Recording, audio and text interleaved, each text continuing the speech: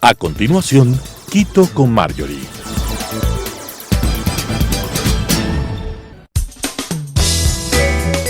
Clasificación A. Apto para todo público.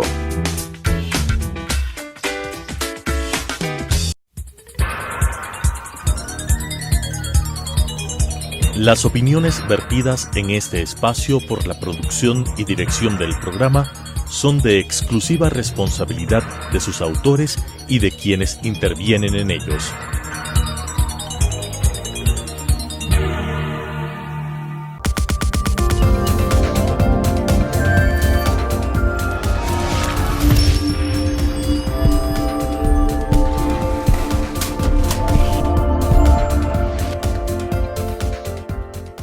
Amigas y amigos, bienvenidos, soy Marjorie Chávez. El día de hoy nuestro invitado es Pablo Zambrano, pero no vamos a hablar con él de temas sobre la Cámara de Industria, su producción.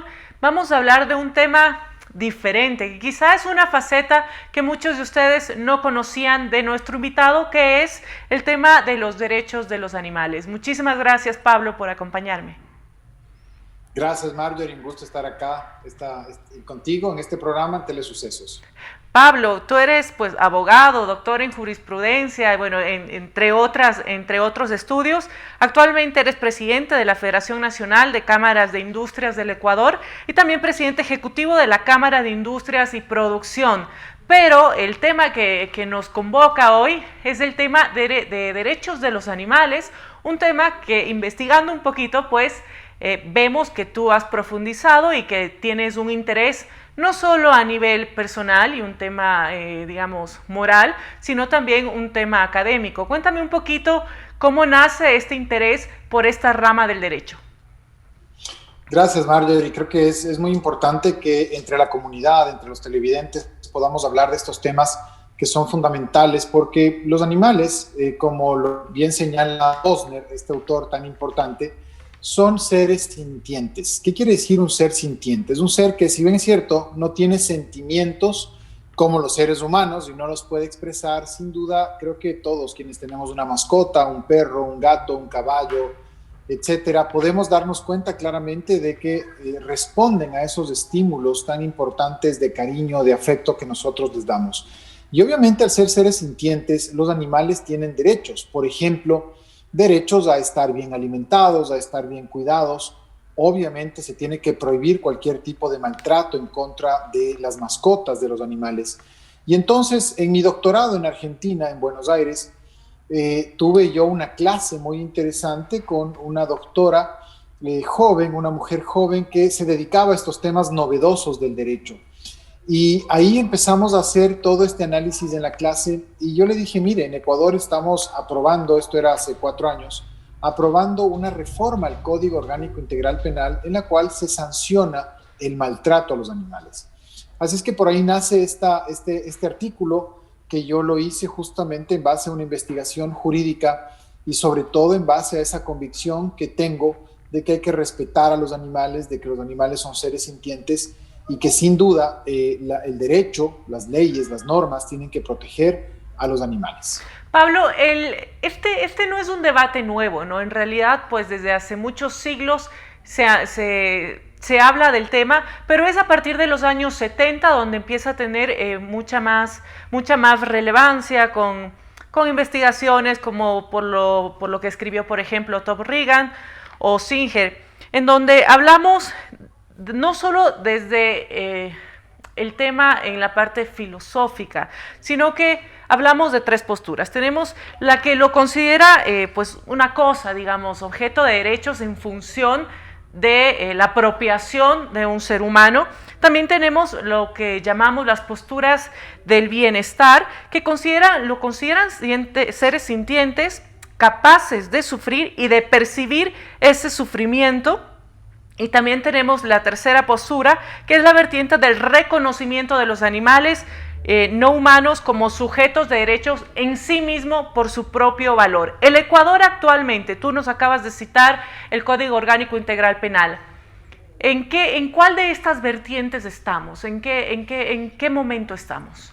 Estamos ya entre la segunda, yo diría que ya entrando a la tercera. Sin duda, la legislación ha ido avanzando Y como tú bien señalas, ¿no es cierto? Si uno revisa, pero por ejemplo hay que hacer reformas al Código Civil, porque si uno revisa el Código Civil tiene 4 libros, ¿no es cierto? El Código Civil tiene un título preliminar, tiene un libro primero que habla sobre las personas, un segundo libro que habla sobre los bienes, un tercer libro que habla sobre las sucesiones y las donaciones y un cuarto libro que habla sobre las obligaciones de los contratos. Y los animales están insertos, digámoslo así, dentro del Código Civil en el segundo libro, como cosas. Por ejemplo, se establece claramente en el Código Civil que los animales son propiedad de las personas para su uso, ¿no es cierto?, para su usufructo. Y, por ejemplo, también se habla en el Código Civil que cuando uno vende un bien raíz, una hacienda, un fondo, un predio, entonces puede incluir también estos bienes o estos objetos como son los animales. Esto en el Código Civil que fue redactado en el siglo XIX, en 1870, es el primer Código Civil en el Ecuador. Entonces, esto tiene que evolucionar y tiene que cambiar justamente hacia el reconocimiento de los derechos de los animales, en el sentido de que se tiene que dar un trato digno, se tiene que prohibir ciertos lugares de encierro, de confinamiento. Por ejemplo, el tráfico de especies también está absolutamente prohibido. Hay convenciones internacionales de la Organización de las Naciones Unidas justamente que promueven esta protección a los animales y también algo que es muy interesante porque está relacionado con el tema ambiental, la protección de los hábitats. Entonces, es fundamental cómo va evolucionando, cómo va cambiando esta concepción jurídica de lo que es realmente un animal. No se lo puede tomar como una cosa, como un objeto, específicamente aquellos animales que están domesticados, aquellos animales que son nuestras mascotas, por ejemplo. Y obviamente con el resto de los animales nosotros tenemos que respetar su fauna, tenemos que respetar su entorno para que puedan seguir desarrollándose. No nos olvidemos que los animales además cumplen un importantísimo papel en el mundo. Son, por ejemplo, las abejas, y nosotros nos ponemos a pensar en las abejas, ayudan en el proceso de polinización. Si nosotros nos ponemos a pensar, por ejemplo, en el oso de anteojos que tenemos acá muy cerca a la ciudad de Quito. Por cierto, un pequeño paréntesis, con la fundación de los Scouts, con los Scouts del Ecuador, estamos sembrando achupallas, que es el alimento de los osos de anteojos. Quiero invitarles a ustedes a que se unan a esta siembra. Métanse por favor en la página web de Scouts del Ecuador o de la Cámara de Industrias de Producción para que ustedes puedan ver el trabajo que estamos haciendo para rescatar el hábitat del oso andino. Y por ejemplo, el oso andino lo que hace es comer las achupallas, pero el momento en que desecha esas, digamos así, sus alimentos, las esporas están en las heces de los osos, entonces se pueden ir, digamos así, difundiendo estas semillas en este hábitat. Entonces, los animales cumplen una función fundamental para la alimentación del ser humano. Pero ¿qué es lo que hay que hacer? Siempre hay que tratar con dignidad a un animal. Y claro, cuando hablamos del tema de la dignidad, mucha gente dice, no, dignidad solo tienen las personas. Y no es así. Yo creo que el tema de la dignidad abarca mucho más. Es un concepto holístico, es un concepto universal, es un concepto que no solamente podemos aplicarlo a las personas, que sin duda somos todos los seres humanos, somos dignos y tenemos iguales derechos y obligaciones, pero también podemos aplicar el concepto del tratamiento con dignidad, obviamente, a los animales. Pablo, hablamos del Código Civil, hemos hablado del Código Integral Penal, pero hablemos un poquito del tema constitucional, es decir, que en nuestra Constitución del 2008, bueno, se hicieron varios cambios en relación al tema, pero no se reconoce explícitamente a los animales no humanos como sujetos de derechos. ¿Cómo podemos avanzar? ¿Cómo podemos ir dando pasitos en función, pues, de este reconocimiento? Mira, yo creo que aquí se puede dar una serie de sentencias interpretativas, consultas a la Corte Constitucional para que vaya desarrollando en ese sentido, ¿no? En el derecho a los animales. Y pero perdón que te interrumpe, Pablo, pero hay varias consultas, hay varios casos emblemáticos, tenemos el caso Atena, el caso, bueno, hay varios casos, inclusive tú escribiste un paper al respecto de alguno, pero lo percibimos como insuficiente aún. Sí, yo creo que sería importante, por ejemplo, la adopción de una norma específica, de una ley de protección animal, de una ley de derechos de los animales, en las cuales se establezcan pautas muy claramente determinadas Y sobre todo saber diferenciar exactamente, por ejemplo, a los animales, digámoslo así, que son mascotas, que son considerados como mascotas, la denominada fauna urbana, que creo que también es muy importante el hecho de cuidar, ¿no es cierto?, y de preservar. Y aquí creo que hay un trabajo muy importante que tienen que hacer los gobiernos autónomos descentralizados para que en el ámbito de su competencia, con el manejo del uso del suelo que tienen que hacer en cada uno de los 224 cantones, por ejemplo, preocuparse de estos temas. De hecho, en ese sentido, creo que es fundamental hacerlo. Justamente en lo local, vemos cómo actuaciones administrativas dan como resultado muchas veces sentencias de muerte, violando el derecho a la naturaleza, que está enmarcado además pues en el derecho a la vida dentro de nuestra Constitución. Son estos actos administrativos actualmente que son potencialmente lesivos y que no vemos una salida futura muy cercana en una modificación o un tratamiento diferente. Hablamos de lo constitucional, estamos hablando de la norma. A nivel local, ¿cómo desde la sociedad civil podemos influir para que se empiecen dando estos cambios? Mira, yo creo que en este momento los jóvenes que tienen una voz y los jóvenes que tienen una idea conservacionista, una idea justamente de protección, una idea de hermandad, creo que podrían, mejor dicho, yo ya no soy joven, soy de edad mediana, mejor dicho, pero los jóvenes sin duda deberían impulsar este tipo de situaciones. Yo doy clases en las universidades en Ecuador desde hace 18 años, ya voy para los 19 años dictando clases, y a mis alumnos yo siempre les decía esto: ustedes tienen que hacer investigaciones, ustedes tienen que hacer propuestas. Por ejemplo, en vez de hacer una tesis teórica sobre un tema teórico del derecho, ¿por qué no hacer una tesis práctica? Por ejemplo, modelo de ordenanza en el Distrito Metropolitano de Quito para la protección de la fauna, digamos así, urbana, ¿no es cierto? Modelo de protección, o por ejemplo, otro título de tesis para investigación podría ser claramente proyecto de ordenanza que establece los derechos de los animales, ¿no es cierto? En el cantón A, B, C, D. Y creo que es muy importante que los gobiernos autónomos descentralizados tomen medidas en ese sentido para que pueda existir esta armonía y esta coexistencia pacífica, ¿no es cierto?, de las especies.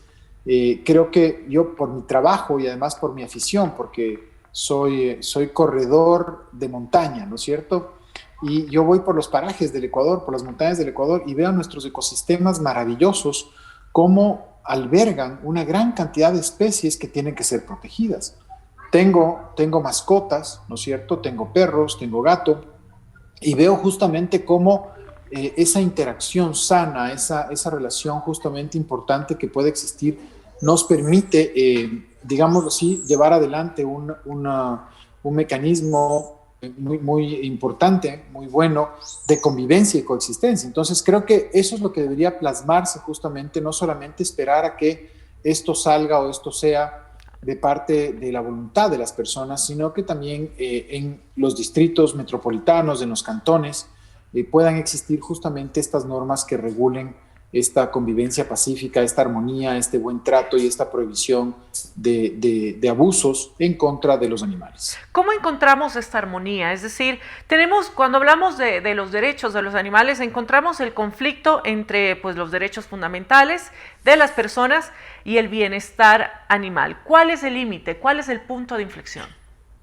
Mira, yo creo que el límite está basado en la racionalidad, y esa racionalidad nosotros tenemos que encontrarla siempre, por ejemplo, en la explotación adecuada de los recursos, en la explotación técnica de los recursos, en el tratamiento, por ejemplo, con absoluta, digámoslo así, ética, ¿no es cierto?, en el sacrificio de animales, porque obviamente, aun cuando yo respeto, valoro y quiero a los animales, yo consumo carne, ¿no es cierto?, consumo pollo, consumo carne, consumo pescado, pero sin duda yo creo que las empresas de las cuales yo adquiero esos productos tienen justamente un tratamiento humano, un tratamiento ético hacia esos animales, y creo que hacia allá es a donde debemos ir justamente para que podamos tener esta convivencia adecuada.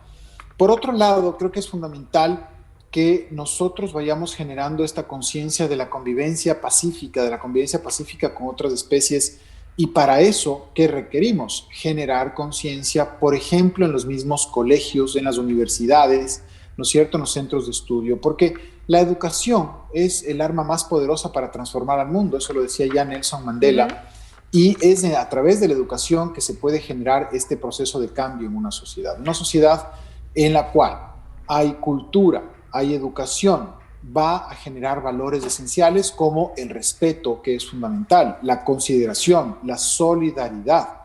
Va justamente una sociedad educada a generar este cumplimiento debido de la ley, de las normas, que es tan importante. ¿Para qué? Para que haya un orden elemental.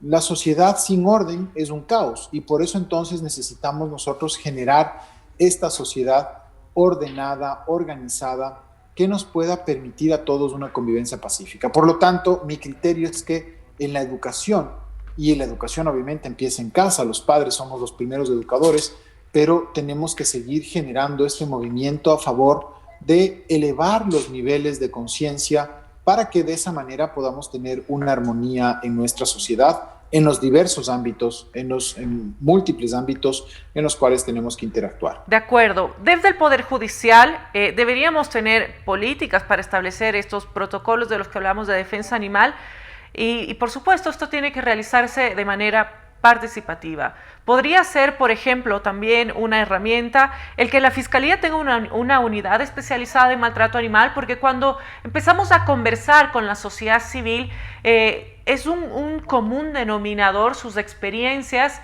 de rechazo, del poco entendimiento también de parte de las instituciones que no acogen las denuncias porque o no se entiende o no encuentran que tienen base legal para poder empezar, digamos, a administrar justicia en estos casos. ¿Es una opción? Sin duda, este es un tema fundamental, el hecho de que la Fiscalía tenga una unidad especializada, pero también es fundamental que los jueces tengan herramientas, y esas herramientas, la herramienta del juez está en la ley. Claro. Hay algunas sentencias muy interesantes sobre el tema del maltrato animal que han generado ya condenas. Y de hecho, en el artículo que estamos comentando ahorita, que yo lo escribí hace 4 años, yo señalo el caso emblemático de la sanción por maltrato animal que se dio en el Ecuador. Y esto creo que es fundamental, el hecho de que se vayan sentando precedentes jurisprudenciales para que no se vuelvan a repetir estos hechos y estas acciones. Recientemente yo escuché justamente en un noticiero una sanción ejemplar que se había dado en contra de un mal ciudadano que había maltratado a una mascota, que había maltratado a un perro. Creo que eso es fundamental, que se vaya generando esa jurisprudencia. ¿Por qué? Las fuentes del derecho, ¿no es cierto?, en nuestra legislación son 5. La ley, la costumbre, la jurisprudencia, ¿no es cierto?, los principios generales del derecho y la doctrina. Entonces, para ir avanzando en un tema tan importante, tan novedoso como es la defensa de los derechos de los animales, los jueces tienen un rol fundamental de ir desarrollando esa jurisprudencia, porque lamentablemente las normas jurídicas van a mucha menor velocidad, van mucho más lento de lo que ocurre en la realidad jurídica de un país, de una sociedad. Entonces, los jueces tienen ahí un papel fundamental para ir desarrollando principios, por ejemplo, dentro de su jurisprudencia. Y tenemos casos emblemáticos en países vecinos, en países cercanos, latinoamericanos, en los cuales también se puede ir sacando, se puede ir obteniendo de ahí una serie de comparaciones que nos van a servir como precedentes. Finalmente, también la Corte Interamericana de Derechos Humanos ha desarrollado mucho en sus opiniones consultivas y en sus sentencias, por ejemplo, temas relacionados con la dignidad, temas relacionados con la obligación del deber del Estado de hacer cumplir con su normativa, su constitución en lo que tiene que ver con derechos.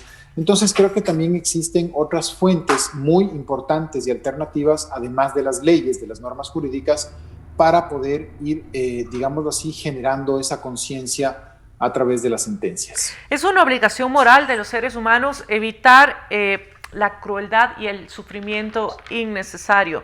Pero ¿cómo explicamos, Pablo, el que nosotros, siendo además humanos también, a veces podemos llegar a ser muy tolerantes, si es que entra la palabra, digamos ya transigentes, que digamos olvidándonos de los valores y principios frente al maltrato animal. ¿Cómo podemos explicarlo? Mira, esto creo que nace desde la casa, nace desde el hogar, nace desde el ambiente que los padres responsables tenemos que dar a nuestros hijos, y de esas enseñanzas, por ejemplo, a cumplir con esas éticas elementales. ¿Cuáles son las éticas elementales? Ya me he referido yo varias veces al respeto, pero hay otras éticas como son la solidaridad, como es la compasión, ¿no es cierto? Como es la empatía, que son habilidades blandas que se van desarrollando poco a poco. ¿Qué significa ser empático? Significa ponerme en los zapatos del otro, ¿no es cierto? ¿Qué significa ser solidario? Significa dar, significa entregar, justamente, ¿no? ¿Qué significa ser comprometido? Tener un alto sentido del deber.